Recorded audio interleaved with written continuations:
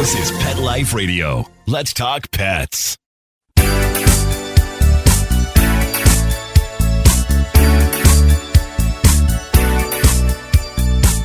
Hello, you're listening to Animal Party on Pet Life Radio with me, Deb Wolfe. And I want to tell you some of the world news here, as I often do. In Italy, in a town called Bolzano, they are making every registered dog owner take their dog poop for a DNA test. Now, those of you who live in strata, condos, and apartment buildings with bad pet owners know exactly why they're doing this. They're doing this so they can make sure that the right people get fined when their dog poops and they don't scoop. And I think that's ingenious. Okay, so I hate being blamed for somebody else's, you know? I'm walking by with a big dog and they point to this teeny tiny little poop that a pug did and they say, "Can you please scoop up after your dog?" And I look at them like, yeah, that's not coming from my dog. But anyway, DNA testing going on in Italy. So that's pretty cool. In Montreal, my country, they have a turkey problem. Now, I know it's Easter. Many people were eating turkeys this weekend, but it's not that kind of problem. It's a problem with wild turkeys invading the city to the point where they was one on a bus that they had to call police to get off the bus. It's so funny. It's so funny, but it wouldn't be funny if you were attacked by a wild turkey. So, Montreal, you make the pet news this week. And then we have a baby orca. People are trying their best to reunite it with its pod when its mother died. And it's been going on for a week, and we're really hopeful that it'll happen. And they're using AI. They're using AI to help in the identification of the fins to determine which pod it actually belongs to and reunite it with the right pod. So I think that's the best use of AI I've heard of in a long time. Better than bringing dead rock stars back, I think. So the dorsal fins are identified by scar shape and markings, and the AI is better at this than we are. They have an app where regular people are eventually, maybe in the spring or summer this year, going to be able to upload their photos to help with the identification of all this. Up until now, it's just been experts, but they've opened it up to a few hundred people who work on the water. First Nations guardians, naturalists, fisheries, whale watching guides, people like that are now uploading data so they can get more and more into this AI base and get to know the orcas even better. So I think that's great. Right now, the pod they want to reunite her with, this little calf, is 100 kilometers away, which sounds like a lot, 50 miles or so, 60, I don't know. But that's only a day's swim for whales. It's too much for the baby, but it's not too much if they can use sound, and I sure hope they try it, to lure the pod back toward the baby. They could make it happen. All right, everybody, we're here with Karen Nixon. I had her on a while ago talking about Halo, her beautiful white Swiss Shepherd dog, who is a slim, trim beauty, white like the snow, and came to my rescue when two of my foster Goldens, a windstorm knocked a gate flying, and they got out in the night.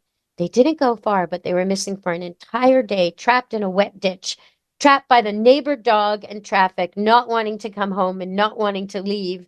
And they probably could have gotten very cold. They could have got ambushed by coyotes. They could have tried to run across the road at the wrong time and got hit, or tried to run across and got chased by the neighbor dog and got hit. A lot of bad stuff could have happened to my two golden retrievers.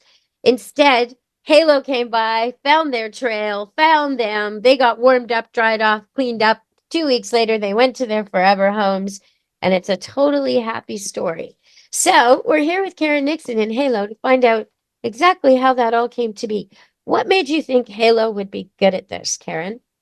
I chose this before I found Halo.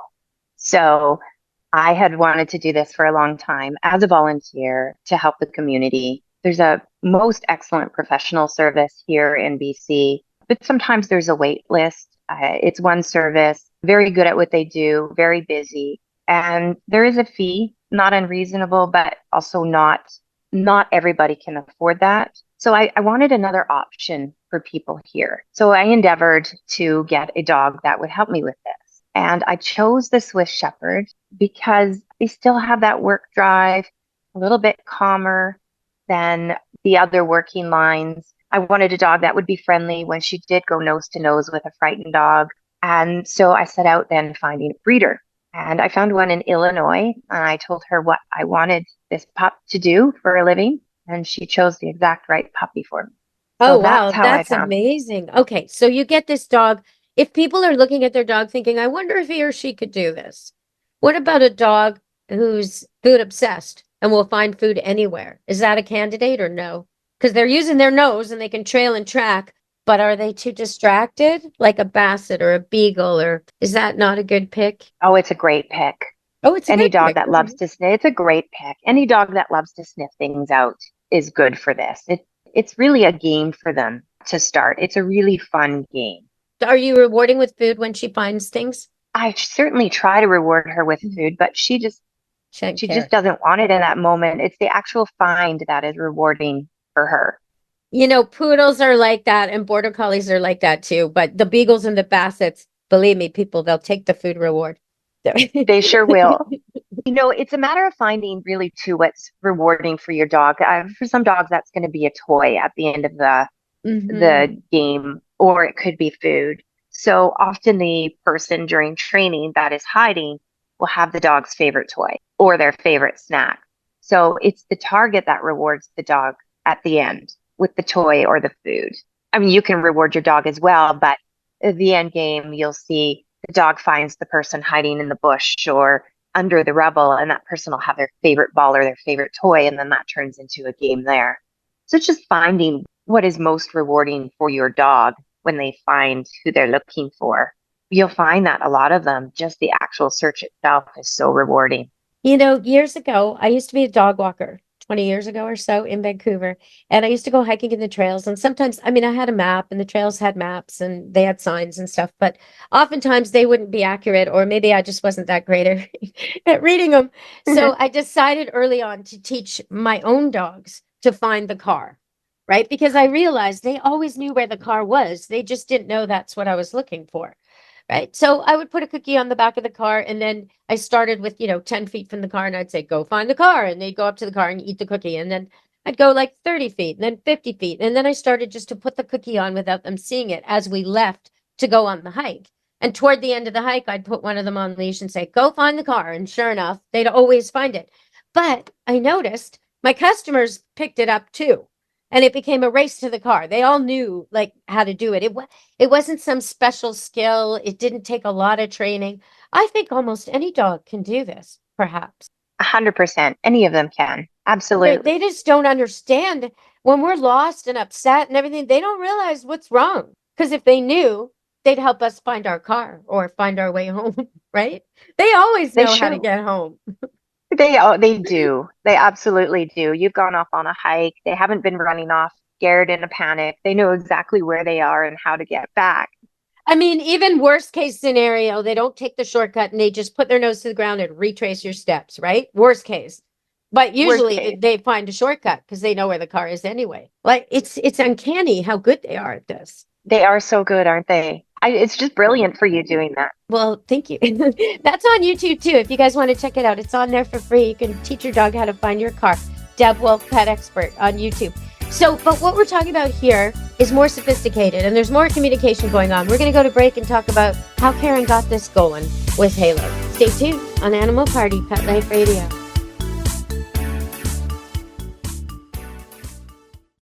Take a bite out of your competition. Advertise your business with an ad in Pet Life Radio podcasts and radio shows.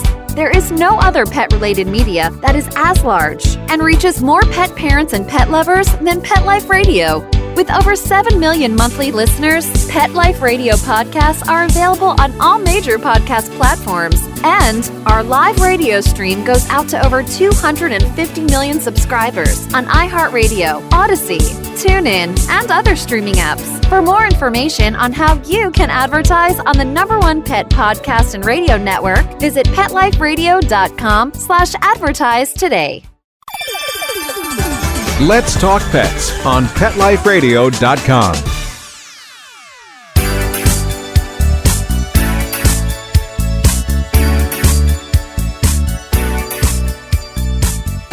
Hello, we're back on Animal Party Pet Life Radio.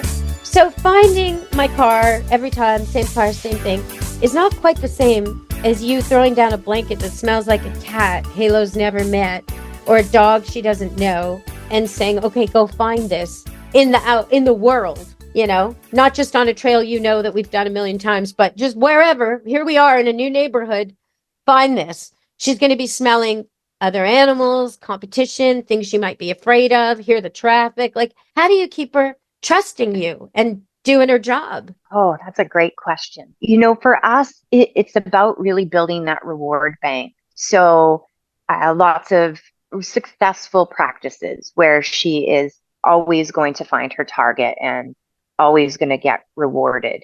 It really builds that drive and confidence and a motivation. So even if we're doing a track and we have to call it for the night and we haven't found her target, we've really built up that confidence and that reward bank with her, that she's not disappointed. We really try to practice more than we do, more training and build that reward bank more than we actually go out and work, so that we've always got that topped up.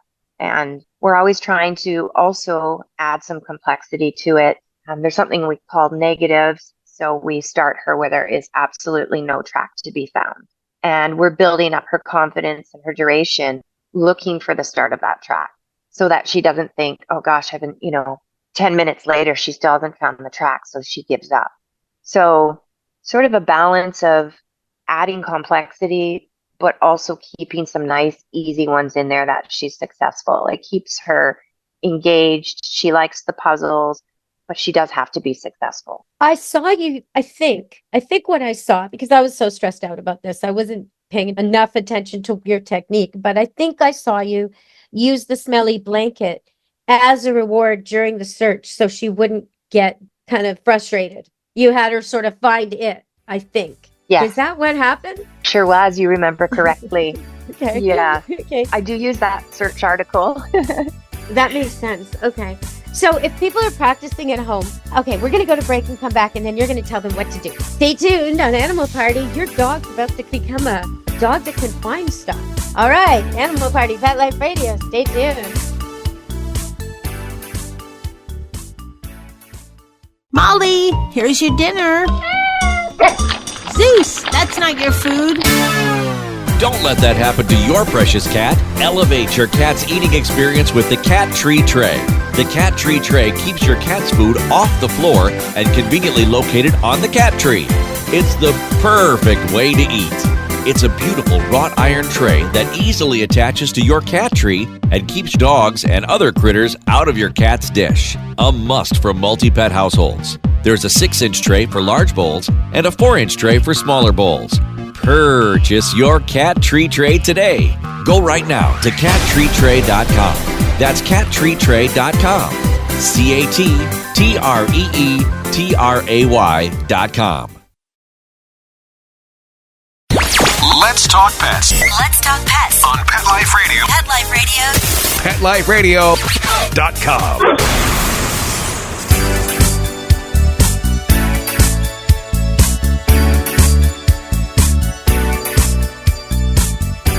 Hello, we're back on Animal Party, Pet Life Radio. Karen Dixon, owner of Shadow, extraordinary dog who found my 2 missing Goldens. All right, and kept them from harm, and now they have beautiful forever homes, helping in the foster system.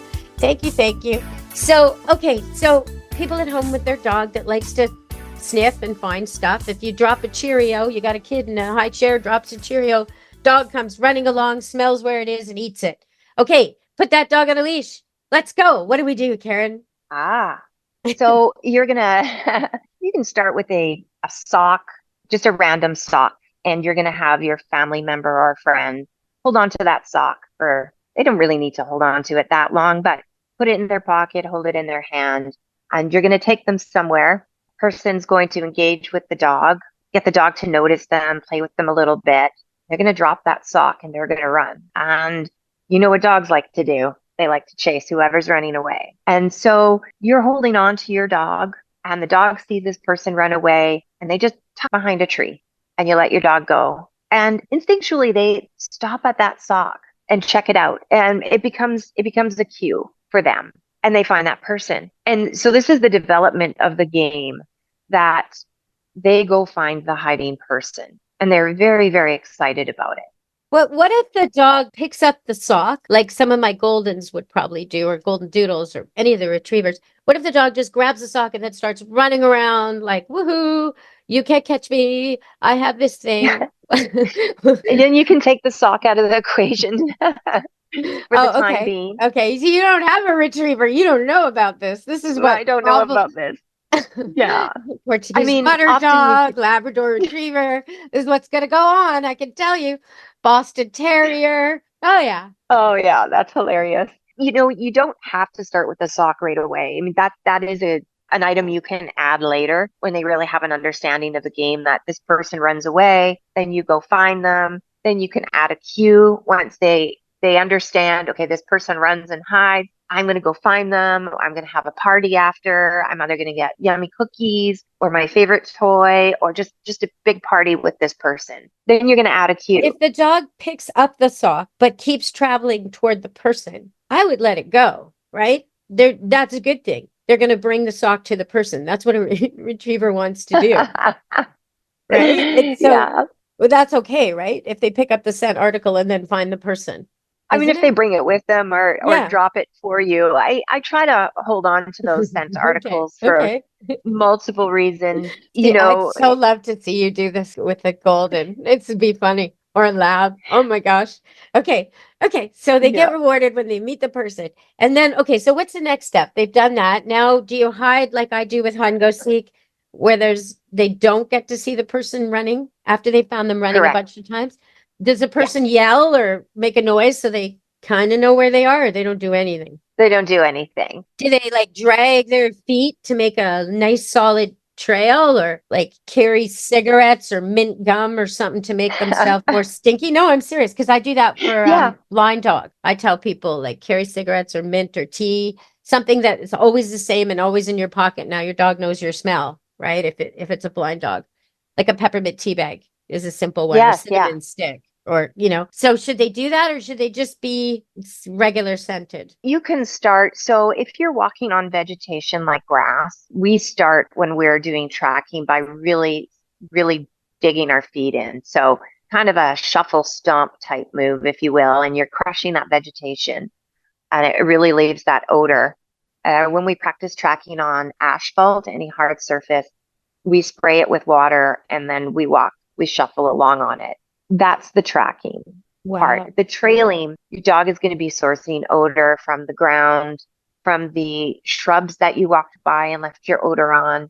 They're going to be air scenting. Keep in mind, you're starting with baby steps. So you're going to be doing short tracks that eventually get longer, and you'll find that your dog's skill really adjusts. They get very, very good at this as they go. But if you were going for a walk, like in the forest with your family, could you have some of the members of your family separate from the group, put your dog on leash, and make them find them? 100%. That would be like a fun exercise, right?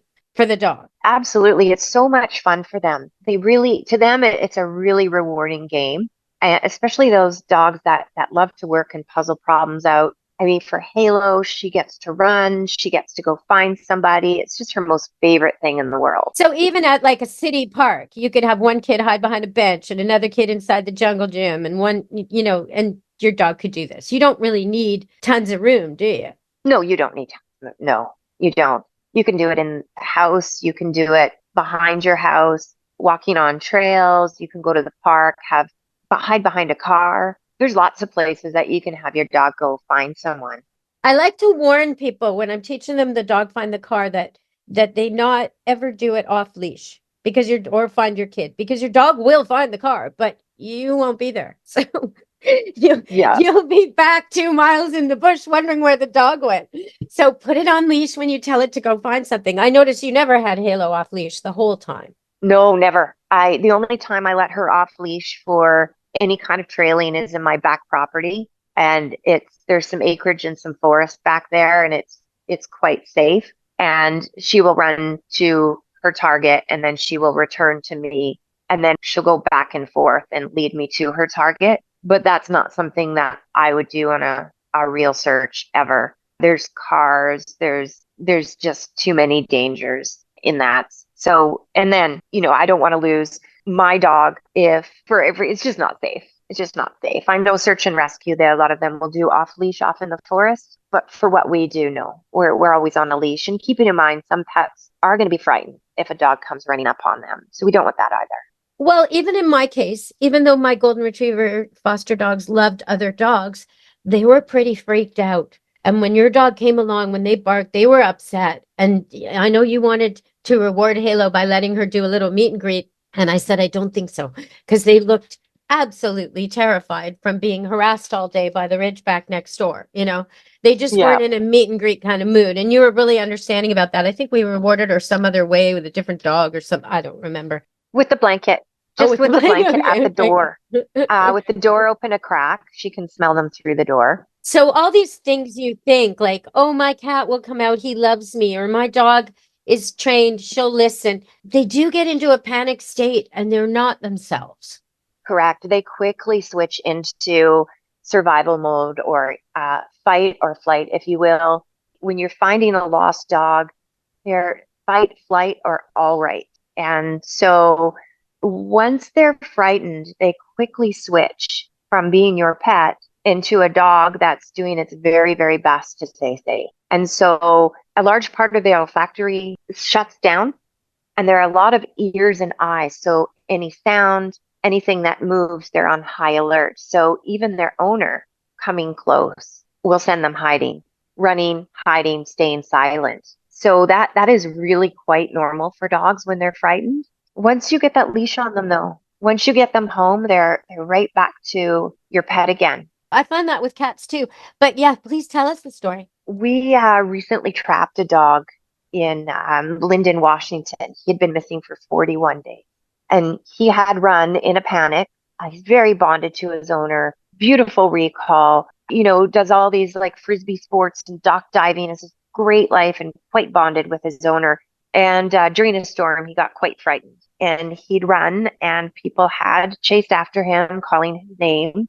His name then became a trigger, and he hid in this forest and then hadn't been seen for something like a month. And we had the owner put up a trail cam with a bait station in that forest. And sure enough, his dog was in there, but he was in survival mode. So there was no chance of getting his owner within a few feet of him so that he could go recognize him. He would just run hiding back into the forest again. So definitely in survival mode, did not recognize his owner's voice, couldn't recognize his owner's odor, even when he was, sitting near the traps for hours at a time.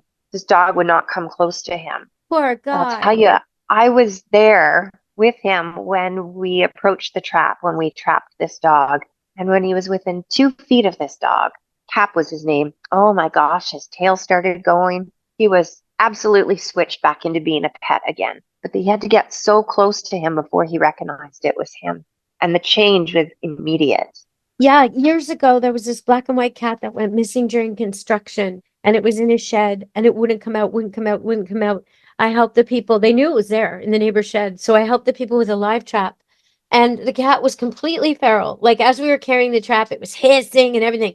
They put the trap in their living room. They opened up the trap door. It looked around and behaved like it always had. Purring, meowing, like it had never left, never gone feral. Like,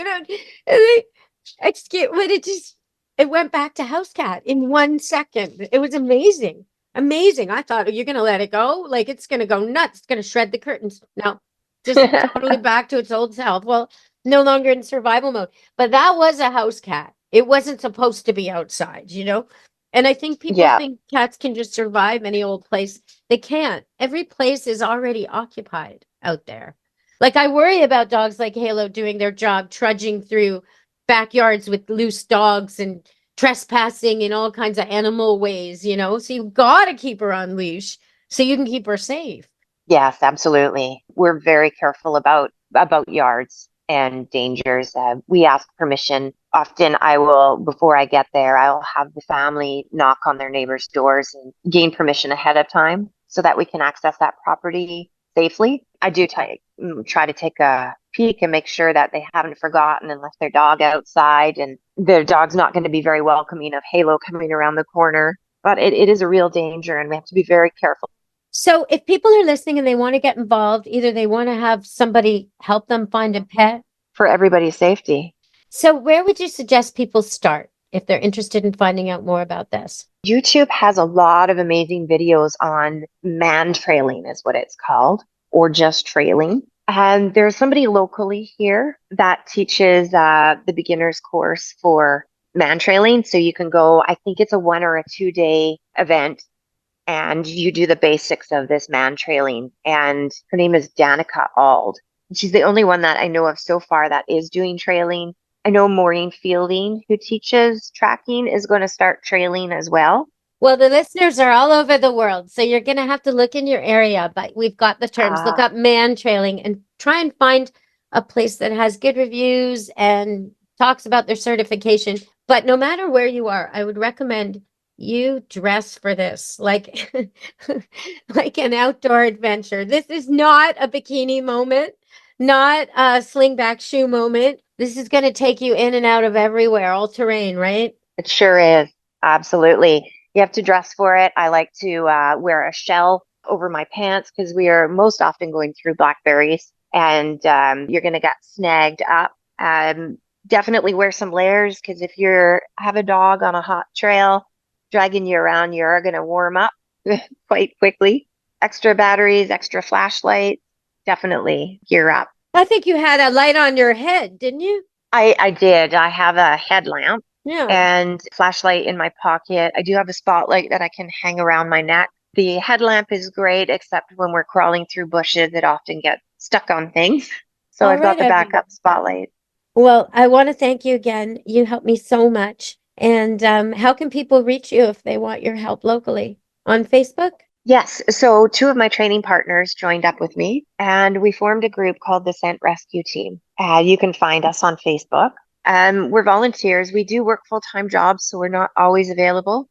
We do this on our days off or after work. We're donation only, but there's absolutely no requirement to donate. We really just want this to be about finding the pet and reuniting them. Locally here in BC, we'd love all over the world, really, we would love if other people decided they wanted to be pet detectives, either as professionals or volunteers. If that's something that interests people, they can look up the Missing Animal Response Network. And you can actually take online courses to learn how to be a pet detective. And you can also take an online course that is the full course to training your dog from start to finish in being a pet searching dog.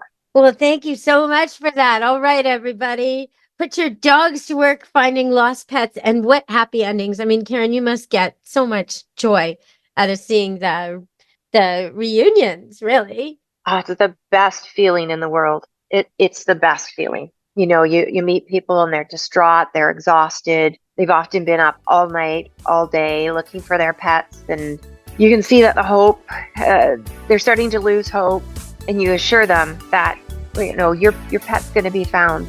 And you can see a little glimmer of hope in their eyes. And then when you find the pet, the relief that washes over them, I can't even describe the feeling. This is exactly what we do this for. Thank you so much, Karen. All right, everybody. From me, Deb Wolfe, to Karen Nixon and Animal Party Pet Life Radio. Be good to your animals. Let's Talk Pets, every week on demand, only on PetLifeRadio.com.